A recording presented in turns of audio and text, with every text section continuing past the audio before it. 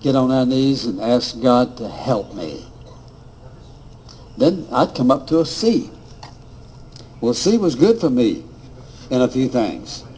And finally, in other words, in those early years, I didn't even know A was in the alphabet.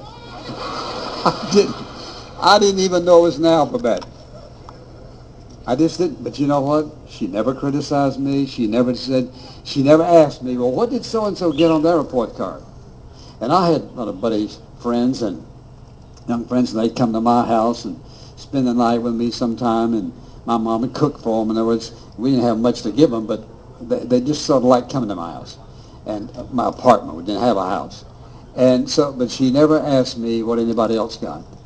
She would just pray for God to help me to do better, whatever that was. And I learned very early that praise goes a lot further than condemnation. There are kids who are just not very smart. In other words, you put me in a chemistry and a calculus class, and I would say, you know what, just go ahead and give me a 0 right up front. Just go ahead and just put it on my card now, because I'm not going to make it in here. And then there are a lot of kids who are very smart who are just lazy. I wasn't lazy, just wasn't a very good student. Now, eventually I got an honor roll and all that kind of stuff. But you know what, in those early years, that's the best I could do. But my mother didn't condemn me. She laid the facts before me, and I had to deal with them.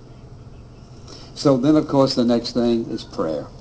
The most powerful thing a mother can do, or a father really, the most powerful thing you can do is to pray for them. Now watch this. You say, well, I pray for my kids. And I ask you a question. Do you pray for them with them, or do you pray for them separated from them? Oh, I don't always pray with them, but they know I pray for them. Forget it. Your child needs to hear you pray for them, call their name, and make specific requests for them. Your child needs to hear that. It still echoes in my mind, in my heart today. I can hear my mother, even today, when I think about it, calling my name to God, kneeling down in the bed beside me, and asking God to help Charles. Help him in his homework. And she'd say something like, Lord, I don't know how to help him, but Lord, I know you do. I just want you to help him. Sometimes she'd weep, she got to weep, and I'd get to weep.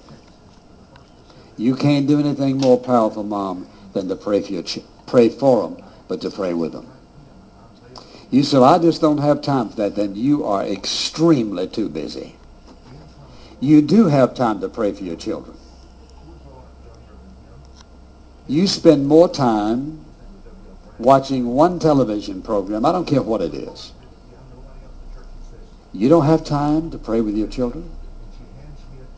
You say, well, my kids would think it's strange if I asked to pray with them. You know why? Because you're starting late.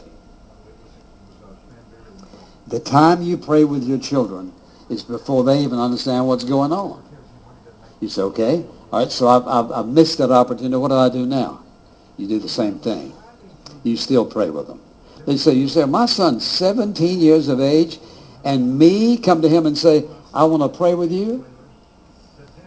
Well, why not?